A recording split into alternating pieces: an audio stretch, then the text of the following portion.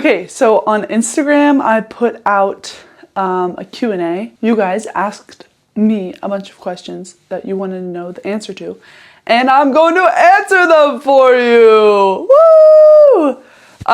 Let's start with the basics. These weren't really asked, but my name's Autumn Morrill. I'm an artist. I'm 21. I live in Washington State.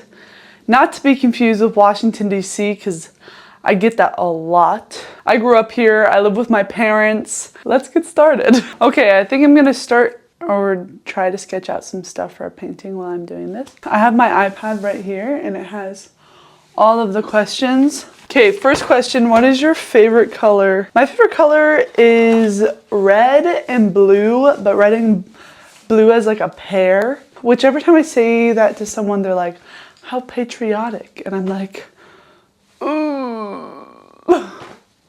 I just like the colors together. They're my favorite colors. I actually really like every color, but I will tell you my least favorite color is purple. And it's just my least favorite color. I don't really know why. I still use it in my paintings and sometimes I want to use it, but it's just my least favorite color. What song is your favorite, or do you have any on repeat right now? I like Subway by Chappell Roan. Right now I've been listening to a lot of pop, so I like everything that's been coming out with Somber and Sabrina Carpenter. I like a lot of the pop that's coming out right now, but it depends on what I'm doing. When I wake up in the morning, I listen to instrumental, and when I go to bed, I listen to instrumental. And I listen to that majority of the time, but when I'm making art, I'm usually listening to pop or theater. Because I am a former theater kid, if that wasn't apparent. What's something you do to get yourself out of an art rut? You just have to start. You just have to start creating. I know that kind of sucks. It's kind of like a lame answer, but it's really what you gotta do. I think I've been in a really good creative flow recently because I've been waking up and I'm doing like the things that are important for me to feel good in general. Like waking up on time, eating healthy, well, not eating that healthy, just eating when I need to eat, and journaling, reading, going to the gym is really, really important for me. Just because, and I'm a rock climber, so I go to the rock climbing gym, and every time I go, I just love it, and I feel a lot better after that. Sometimes I go on walks. So those are all really important things that if you're not doing those daily, well, not all of those, you know, you got your own list of things that make you feel good.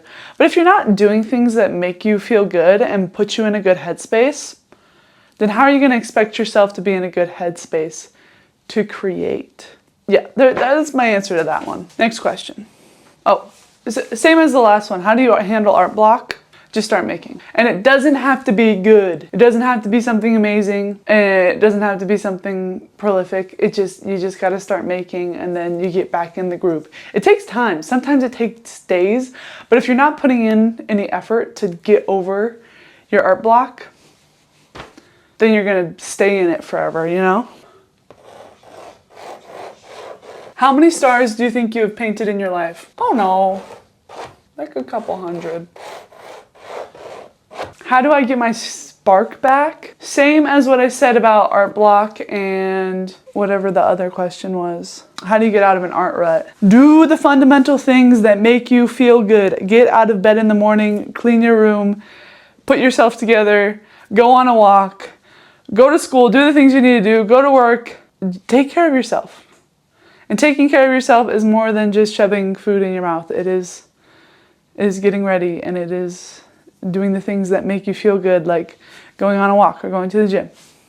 So that is how you get your spark back. And that takes time. Favorite constellation? Pisces, because I'm a Pisces. I actually was gifted a star. One of my favorite people in the world, my coworker, when I worked at a gymnastics gym, she bought me a star for my birthday, which is really cool. And it's in the constellation. It's not one of the stars in the constellation, but it's, you know, in the realm of Pisces, because that's my star sign. Here's a good question. Did you get emotional while reading some of the answers on the online forums? Something to know about me, guys, is I'm a big baby. And I love people, and I feel for people, and oh my gosh.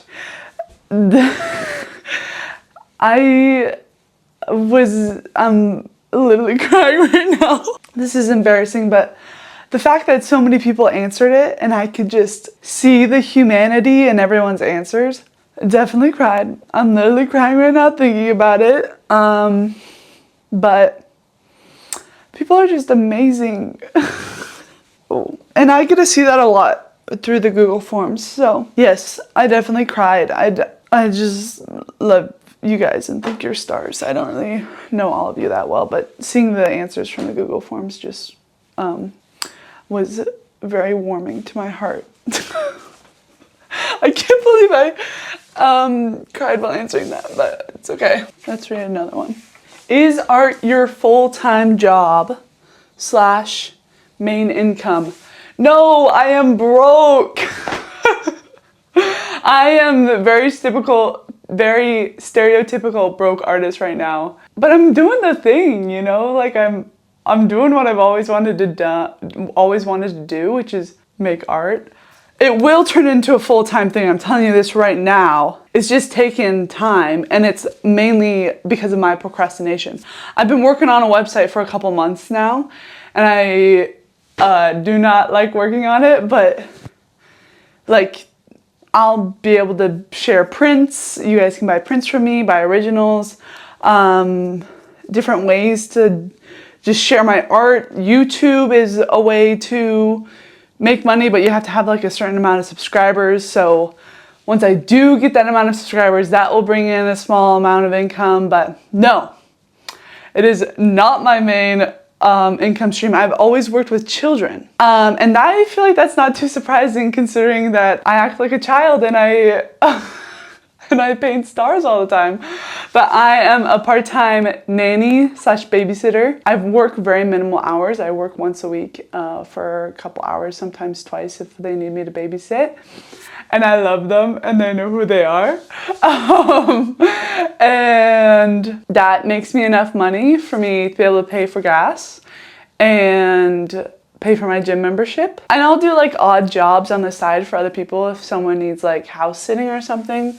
But yeah, no, art is not my main stream of income, but I am doing the work to do that. So I'm very privileged to be able to, you know, live in my parents' house and not make that much money and, you know, still be able to survive, you know? So I'm very thankful for that. But yeah, it's not my main source of income, but it will be. Okay, what is your favorite medium to use and you'd love to dabble in? I love textures. I love using my hands. I love getting my hands involved. I love using oil pastels to outline the stars because it gives the painting more texture. But my favorite is probably ceramics. When I was in school, I did textile design or textile craft, and I love the fabric. I love being able to feel things.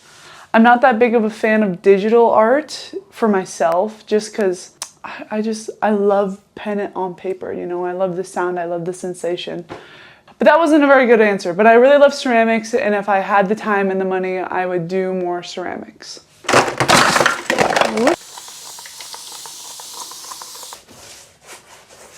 Okay, the next question is, are there any big artists you draw inspiration from or you look up to?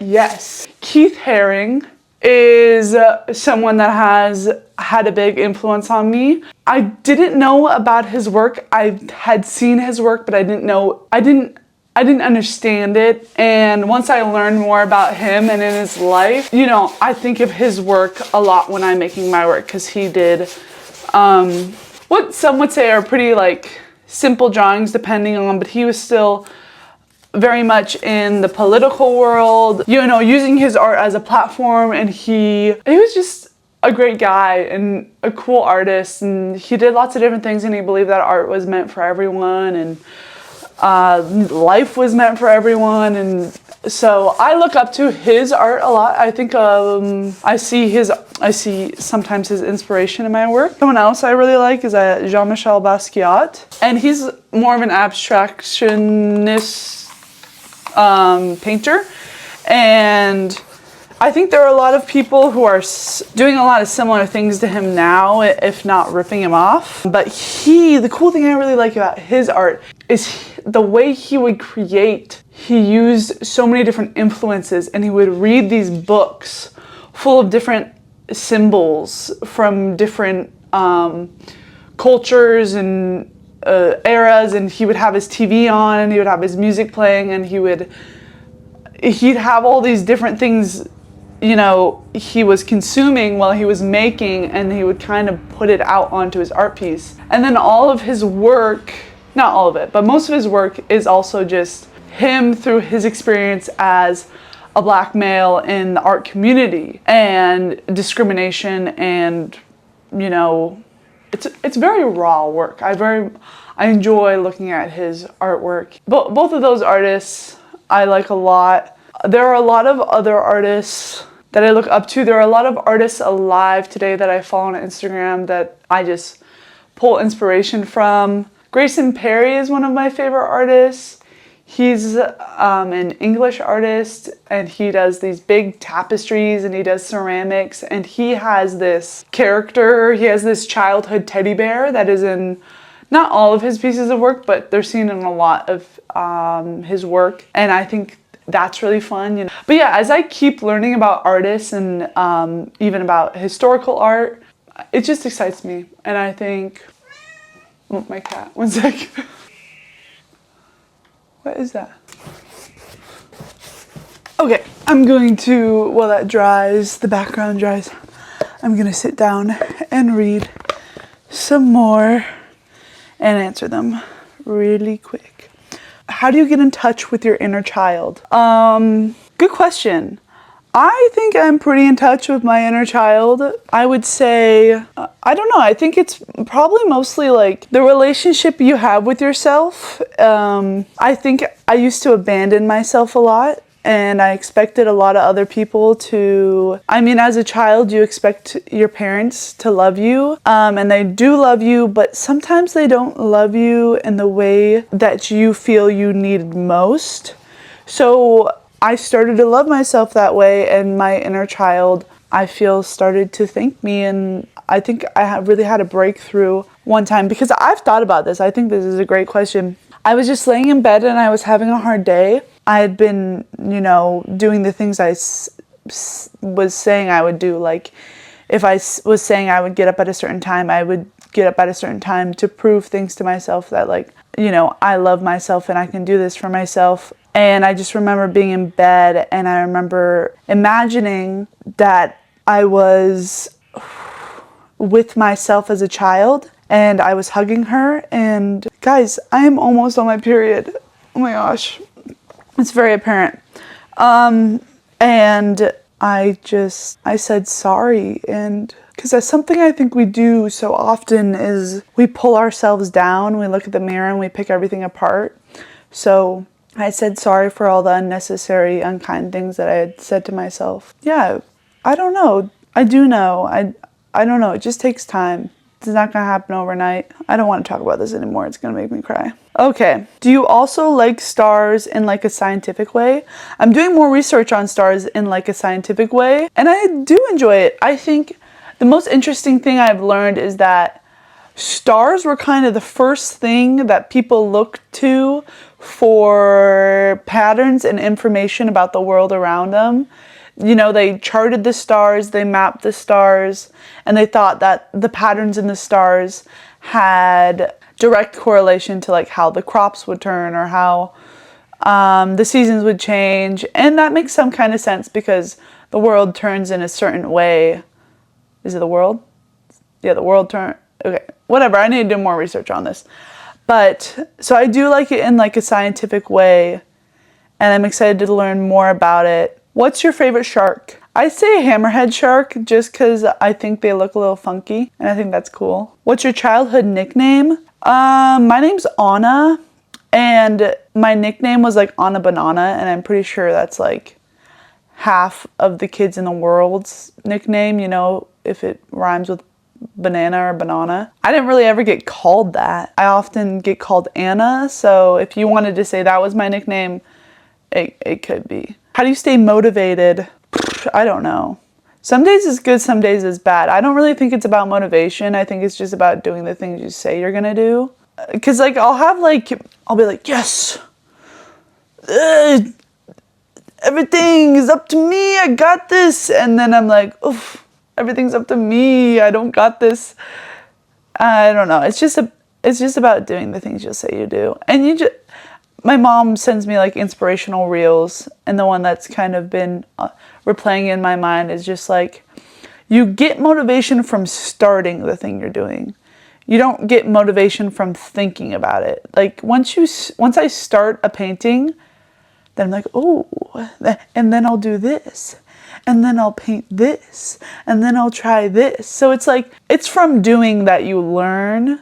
So that's kind of, my motivation is just like, okay, on a start, and then boom, I feel better, and boom, I'm getting more ideas, and boom, I'm wanting to paint more. Do you like space or just stars? I think space is cool. I think the Earth is really cool. Yeah, I really like the Earth. I don't think I'd ever go to space. I really like Earth. How many survey responses did you think you might get? I was hoping that I might get at least like 100, but I have like over 22,000 people now responding to my Google Forms, which is awesome. Oh, this is a great question. Why are all the star heads yellow? There are other colors of stars. That's a good question. And I have been learning more about this because there's like red giants, and like the sun is a star, and it's just has so much mass and is so hot that it's continually like combusting and producing more heat. So, but why aren't there other colors of stars? Because I didn't want to make it like a race thing. I wanted to make it like we're all stars, and I didn't want people to be looking at like a darker color yellow and like thinking that has to be them. I just wanted people to look at a person with a star head and be like, oh, their clothes are kind of like mine, that's me. So I haven't incorporated other colors of stars into my work because I wanted each star to represent multiple people, you know, regardless of race or ethnicity or culture. That's why. I hope that makes sense. Favorite song with star in the title or lyrics? Starry eyes. Starry-eyed? It's you and I, starry-eyed. What percentage of your week does your art take up? I hope like half of the week I'm painting and the other half I'm editing and posting and whatever else. But I definitely think that everything else takes up more time, mostly because I procrastinate.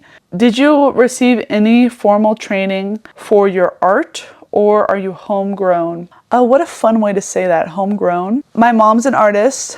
I learned art from her in elementary school. I went to middle school, took art classes, went to high school, took many art classes, and then after high school, I took a gap year to make money, and then I went to my foundation diploma degree in London. Favorite place ever. My goal is to go back to school for a bachelor's, but I did just a year-long program where you build a portfolio to go into to apply for a bachelor's and other things you want to go into. So that is exactly what I did. So yes, I have formal training and I loved it. I love art school. A lot of people don't like it, but I love the community it comes with. How much has art affected your life? I'd say art is my life. I definitely do a lot to make it my whole personality. When I was in high school, I still feel very deeply. As you can tell, I've already cried twice, which is crazy. And I didn't know how to feel those feelings, and so I would draw them out a lot. So I think art has definitely helped me through hard times. It's helped me through good times. What would you say is the most important for making art a career, selling or promoting? Girl, I wouldn't know. It ain't my career yet. It's just my dream, and I'm turning it into my career. So once I know, I will let you know. What's your favorite Pokemon? Stellarby? No, that's from Avatar. Celebi? I don't know. There was like one Pokemon movie that I watched multiple times and it had this cute little bee character. I'll look it up. What's your favorite 3D shape? Probably my body. My body's cool. It does it a lot for me. It's a 3D shape. Does that count? What do you want to do as your dream job?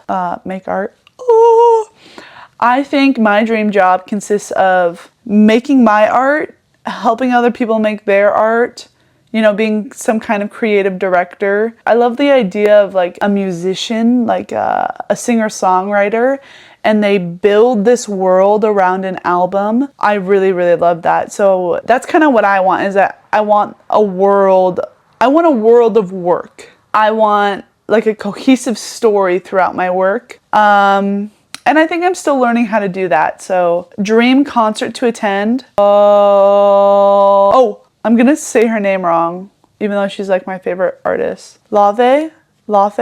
I'll put a picture of her up. Love her. How many pieces of star-inspired clothes do you have? Probably like over 10, I would say. What's your second favorite shape? Assuming the first one is stars. Probably a circle. Or maybe a square. I'm just looking around my room. There's lots of squares. Did you study art anywhere? Yes, I went to the University of the Arts London for a year for my foundation diploma degree. And the final question. The question everyone was asking, why stars? Good question. It wasn't like an immediate obsession, and I wouldn't say I have an obsession with them. But like, have you seen my room? I just started liking them. I started incorporating them in my art, not really because they had any meaning, but because they were aesthetically pleasing. So that's kind of how it first started. Was I used to upcycle sweatshirts. So I would put a lot of stars in my sweatshirts. And the first thing I kind of started doing that I thought would be my style was like this edgy like eyeball thing. But so I just started liking stars, and then I started buying more jewelry with stars on it because I liked it. And then one of my friends called me a star girl, and I was like, oh my gosh, I want to be a star girl. Like, I want to be a star. Like, I need to be a star. Like, I want to be a star. And there's lots of different reasons. So the reasons I like stars and the reason I make star people are two different things. And the reason I like stars is because there's something for me to look for. And whenever I see them, I get excited, and they're like a good luck charm, because when I see them, it reminds me that if I look for something, I'll find it. And the things I want to look for are the good things. So the stars are the good things that I look for. And when I see them, I know there's good coming around the corner because I'm looking for it. That's one reason I like stars. Another reason I wear stars or collect stars or take pictures of stars is because, like my friend, she was like, oh, it's just Star Girl. I would love to be remembered as a star. I remember I had a friend pass away in high school, and then my grandpa passed away before I moved. My grandma and my grandpa passed away before I moved to London.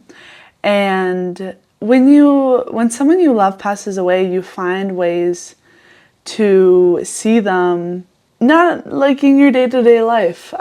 You find things that not necessarily was them, but remind you of them. So I would see things that would remind me of my grandparents, or I would see things that would remind me of my friend that would pass away, or I'd hear things, certain songs, different animals, different things like that.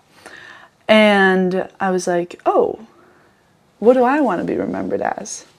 And I was like, well, shoot, I want to be a star. Like, I want, like, when I die, I'm going to be a star. Like, and there'll be no other option. Like, there'll be no other option. And I think that's just sweet, and that's fun. And I'll definitely just turn into a star when I die.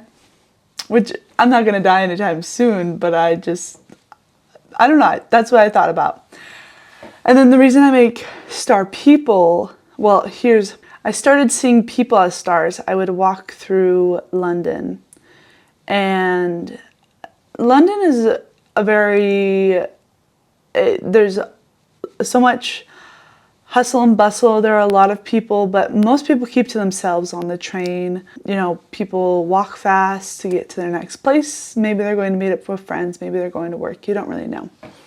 But sometimes I would just find myself frustrated with random people just because I was assuming things about them, or I don't know. It was strange. And then I got home and I was driving, and I had drawn star people before this. I have like a sketchbook full of these little just you know, people with star heads that I had drawn that remind me of people around me. And then I just started seeing people walking around with the star heads.